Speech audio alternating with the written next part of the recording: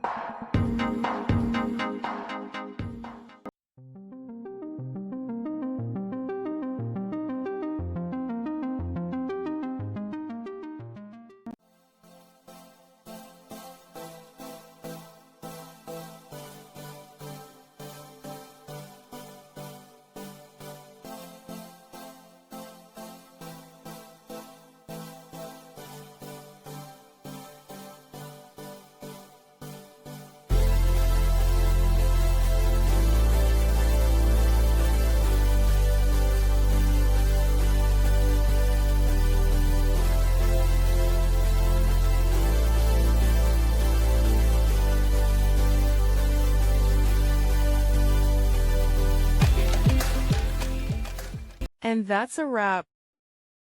I hope you found the answer you were looking for. If you did, take a second to hit that subscribe button. It really helps out. And let me know in the comments which solution worked best for you. See you next time in the debug zone.